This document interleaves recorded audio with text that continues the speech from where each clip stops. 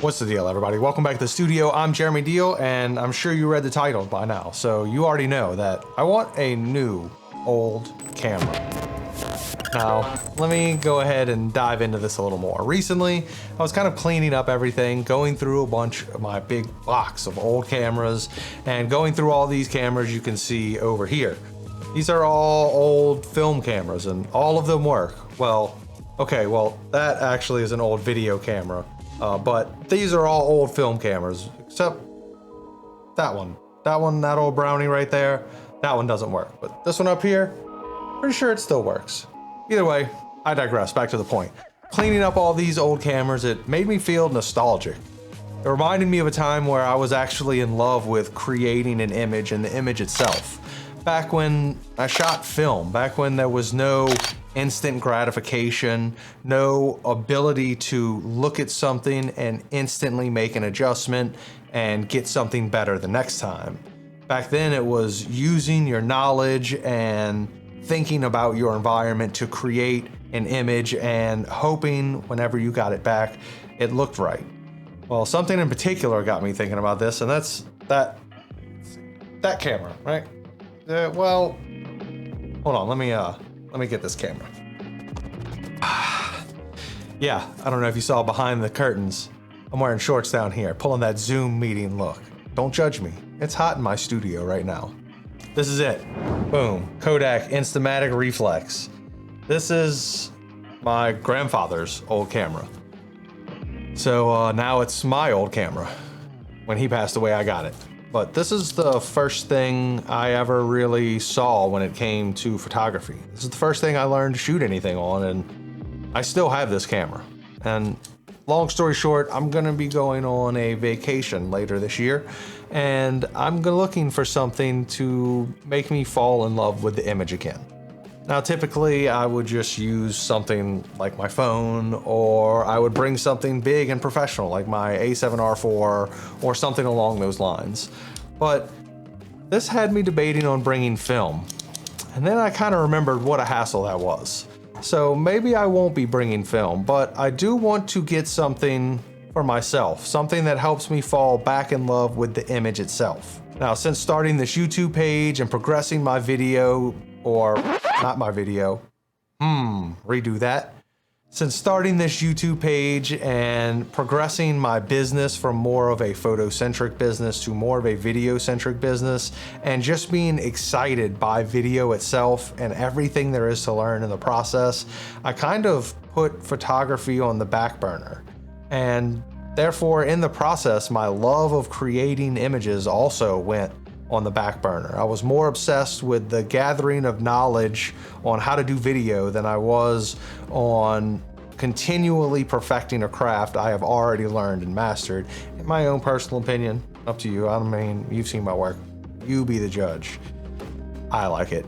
But either way, I was kind of looking for something to go back, and I want to bring something on vacation that isn't a big giant camera, but is more than just a phone, something that's devoted to the creation of the image and that alone. So that's when I decided that I want a new old camera. Now, there are only a few kind of rules to finding this camera. Number one rule is that I need your help, because I don't own any of these. I don't know anyone who has any of these. If you've ever had any of these cameras, or if you have one currently, tell me what you like, tell me what you don't like, tell me what you'd recommend. And if you have a camera that is not on this list, do not be afraid to put it down below. Let's find out what the best is. Now, I have a few things that I'm trying to stay under, and right now, the budget, I would like to stay under $1,000. Now, keep in mind, this is just a starter camera. I'm jumping into this. I want to treat it as though I'm brand new to photography for some reason. So I'm looking for something compact that I can put maybe in my pocket or dang close. Because once again, I'm looking for something that is not for professional work. I'm looking for something personal to me, something that I enjoy creating images on, and something that I have handy and easily accessible to create those images. Now that you know those few guidelines, I'm gonna scoot over a little bit so that way I can put up some imagery while we talk about these, and I'll be getting your opinion. Now, the very first thing that was recommended to me was the Sony RX100 line, and while that is a great camera and it may be a great option, I have a lot of Sony products. I have a lot of Sony cameras. I want something different. I've never been a very brand specific kind of person. I've never been a Nikonian or a die-hard Canon person, even back in my film days when those were the two arguments when everyone knew Hasselblad won. Either way, I was never really into that chasing names thing, and I'm still not today. But that being said, I want something other than a Sony for this project, so while that may be a good camera and I do understand the perks of it, I'm looking for something a little different.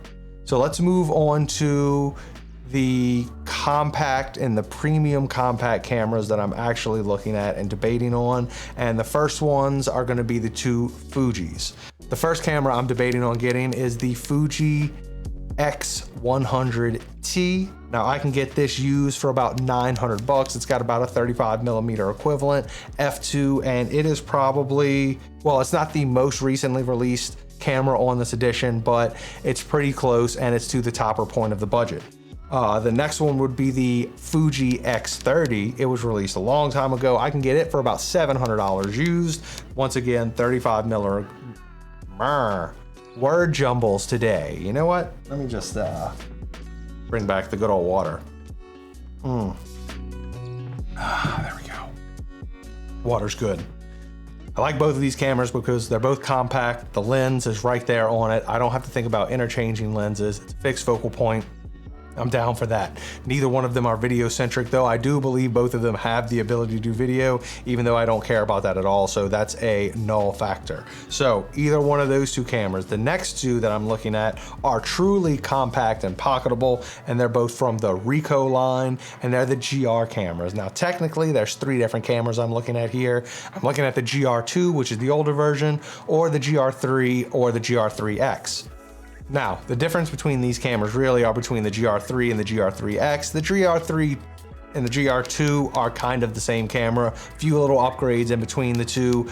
People that have the two cameras would say there are a bunch of upgrades, but as far as I'm concerned, the things that I'm looking at, there are very few updates, both roughly a 28mm lens, which I do kind of like that wide form factor, and then the GR3X, which is the same thing except for a 40mm focal length. Now, I do actually prefer a 40mm focal length when it comes to things like portraits, but when it comes to street photography, I do think I would like the 28mm a little bit more, but I really don't know yet because I've never played with either of these cameras. I've just seen the results, and the images from all of these cameras I've mentioned so far are incredibly beautiful, easy to work with, and more importantly, easy to work with directly in the camera. Not something I have to bring back to my computer and edit, not something I have to pull up Lightroom for.